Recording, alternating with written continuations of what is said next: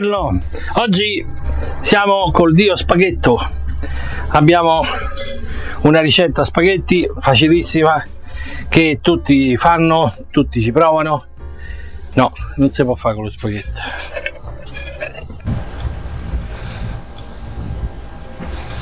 Buongiorno, oggi sono solo a casa. Ho aperto il frigo, lo squallore, c'era eco, mi rimbombava la voce, cioè non c'avevo niente, assolutamente nulla. Me erano rimasti 2 rigatoni, mezze maniche, rigatoni, pochettino di pepe, pochettino di pecorino romano, Samaropa, un po' di guanciale e c'avevo pure un po' di pomodoro, che non so di San Marzano, però una bella passata va bene pure. Mi sono detto, che ce faccio? Genio, a carbonara. No, carbonara non manca l'uovo, non ce l'ho. E allora che ci faccio? Ci faccio una matriciana. Oggi vi faccio la matriciana come la faccio io. E io la faccio come dice la tradizione, senza tante cose, chef stellati, non stellati, ci hanno messo, mi stanno a cercare, chef stellati ci aggiungono la cipolla, la cosa. Ragazzi, oltre, se mi trovano finimo qua la ricetta, oltre ad averla girata per 1000 posti a Roma, sono andato pure alla matrice, prima e dopo terremoto. E la signora, quando gli ho detto la cipolla, il coso, ma a momenti mi mena, perché la matriciana è fatta con questi 2 elementi, 3 elementi, cioè la gente povera, quindi non c'era niente, manco l'aglio, manca la cipolla, perché se ce l'avevi ok, se non ce l'avevi mangiavi questo. Quindi oggi io vi do la ricetta a matriciana, matrice, di come si faceva una volta. Poi le nuove versioni ce ne stanno 2000, ma quella è un'altra cosa. Io oggi vi faccio quella che faccio io. 4 elementi. Allora, tortiglioni, pasta corta magari, però ci potete mettere i bucatini, ma poi vi zozzate tutto e vi dovete mettere la parnanza. Pecorino romano, possibilmente romano, perché chiaramente è del guanciale fresco. Adesso però l'unica cosa che vi insegno è come tagliare il guanciale, perché se no fate una pecionata, del pomodoro quello che vi pare, pepe e basta, abbiamo finito, non c'è nient'altro. Quindi oggi vi faccio vedere come fare questa benedetta matriciana. Lasciamo perdere questo, il pepe, il pomodoro, ma la maggior parte delle problematiche nascono dal guanciale. Il guanciale non è la pancetta, è proprio questa, quella del... Quindi è la guancia del guanciale, del maialino, del maiale, che praticamente è piccola, bocca, insomma, io già ce n'ho abbastanza, però va trattata in una maniera abbastanza particolare. C'è chi il guanciale lo taglia a tocchi, per cui dopo quando mangia un tocco di sugna, che non è un granché, e gente come me della scuola antica che la taglia fina. Qual è il problema principale del guanciale? Che tutte le ricette che vedete, quello che vi fa il guanciale affetta la fettina di guanciale, e adesso andiamo a farla in questa maniera. Ve ne faccio vedere una sola, poi le altre vi risparmio, e avete la fettina di guanciale più o meno di questa portata, questa qua, ok? Ma di questo guanciale, che è stato, come dico sempre io, poi la maggior parte delle ricette affettano e mettono a cuocere. Questa parte qua, dove è piena di pepe, sarà saporita, ma c'è sta di tutto sopra. So 6 mesi che questa sta appesa dentro una cantina, dentro un fondaco, con tutti svolazzamenti di insetti che ci fanno di tutto sopra questa parte qua. Questa parte interna no, è interna, per cui non ci fa niente. Sta parte qua, oltre che essere un po' giallina, quindi anche un po' magari ammuffita, la dovete togliere, se no mangiate la schifezza. Allora, del guanciale io tolgo la parte chiaramente che è quella della cotica, questa ci fate i fagioli casomai, e la parte col pepe, non tanto perché la parte del pepe è buona, ma è, diciamo, un po' poco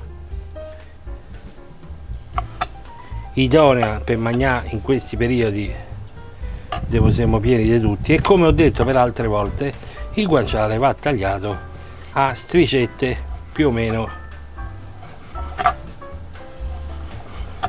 di questa portata, quindi questa così. Poi vediamo come cuocerla. Avevo finito, la ricetta è finita, non c'è più niente.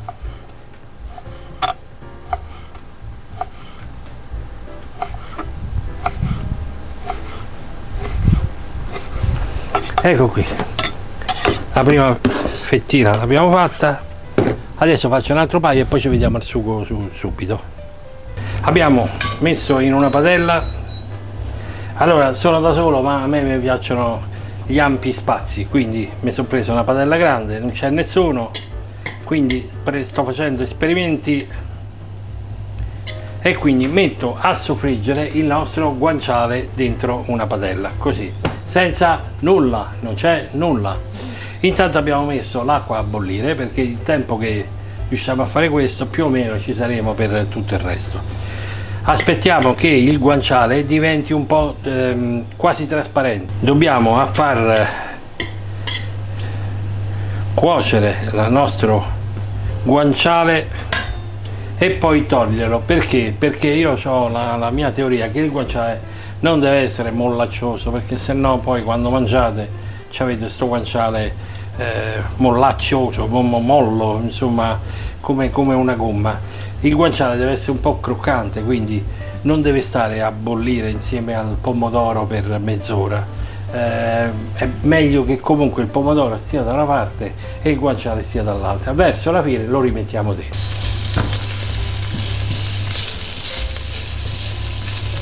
Piccolo consiglio: il guanciale, chiaramente mettendolo a un'alta temperatura, tende sicuramente ad attaccarsi, soprattutto se avete delle padelle come questa che non sono antiaderenti, ma queste sono le padelle migliori. Vi prego di guardare, di girare sempre e non lasciare il guanciale fermo, perché sennò vi si attacca sotto e quindi poi rischiate di buttare tutto.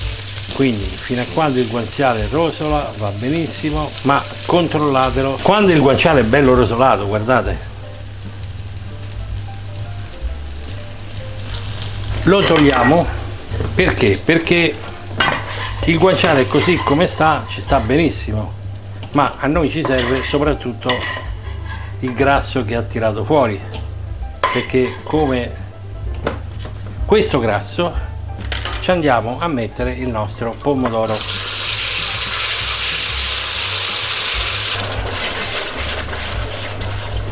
Quindi, ripeto, ho tolto il guanciale e lo mettiamo da parte, eccolo qui, guardate che bello. Lo mettiamo qua, perché se lo mettessimo adesso qui, dici vabbè ma si insaporisce. No, perché il sapore lo prende dal grasso che è uscito dal guanciale. Quindi facciamo insaporire bene il nostro pomodoro. Il pomodoro della matriciana deve essere un po' ristretto, quindi non ci mettete tanta acqua, perché deve essere bello, denso, non liquido. Allora, alcune versioni mettono dell'olio, alcune versioni non mettono dell'olio, qualcuno mette il peperoncino. Io ho preso mezzo peperoncino, l'ho vuotato dei semi e lo mettiamo in questo momento. Dopodiché, se volete, potete mettere un po' di olio, ma la ricetta originale, perché a quel tempo l'olio non c'era, non ce l'aveva nessuno, non c'è. Mo se volete mangiare le ricette moderne ci potete mettere l'olio. Se non volete mangiare ricette moderne a capire come si mangiava 100 anni fa, 200 anni fa, questa è la ricetta, perché i soldi non c'erano, l'olio d'oliva non c'è stava ed era solo dei signori, quindi i poveracci mangiavano così. Pomodoro dei campi, io ho preso una passata, quindi lasciate perdere, ma se avete in casa dei pomodori San Marzano o qualcosa di simile, vanno benissimo anche loro, poi li schiacciate alla fine e lasciate cuocere un po'. Mettete soltanto un po' di sale e non dovete mettere nient'altro, almeno per questa ricetta. Il sugo lo tenete sotto controllo, perché mi raccomando, non lo dovete far bruciare. Buon sapore, e lo fate stare un quarto d'ora almeno. Nel frattempo possiamo mettere la pasta, più o meno la pasta ci metterà 10 minuti, questo è un quarto d'ora, aspettiamo 5 minuti e poi mettiamo la pasta, ok? Mettiamo la pasta, saliamo la pasta. Non salate la pasta molto perché l'acqua della pasta, perché il guanciale magari è molto saporito, e quindi mettiamo la pasta. La pasta è cotta, è molto al dente, ma a me piace al dente. Poi oggi cucino solo per me stesso, quindi la metto dentro senza scolarla molto, perché un po' d'acqua ci serve, e facciamo finire la cottura direttamente insieme al pomodoro.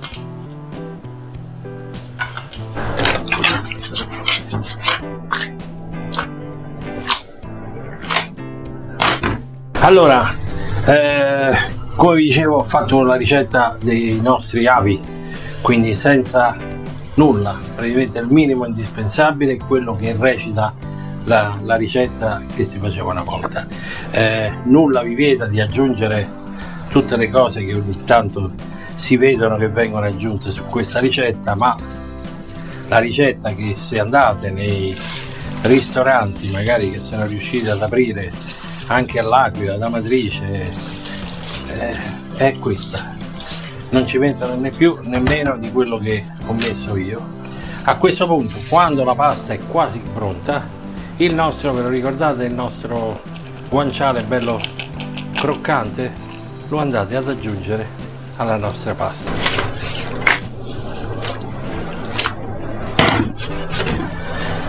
Quando è quasi pronto, questo non è un consiglio, è un ordine, nel senso che il pecorino ce lo dovete mettere in quantità industriale, e sia al spolvero che alla fine direttamente sul vostro piatto. Quindi deve finire a cuocersi con il pecorino, perché il pecorino si deve sciogliere e fare un amalgama con tutto il resto. Abbiamo finito, questa è la nostra ricetta, eccola qui, bellissima. A questo punto il nostro guanciale è rimasto croccante, per cui nel momento in cui andate a prendere una forchettata di pasta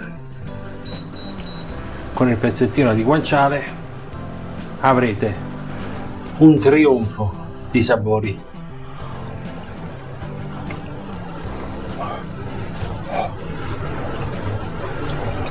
Ragazzi, non avete idea di quello che mangiate. Cose semplici, piatti semplici. Tornate sul canale, iscrivetevi, mettete un like, che vi costa? Poi non così. Iscrivetevi, perché così vi avvertiranno che ho fatto un nuovo video. Mi fa piacere che siete con me, e se tornate vuol dire che le mie ricette vi sono piaciute. Buona giornata a tutti, buon pranzo e tante buone ricette.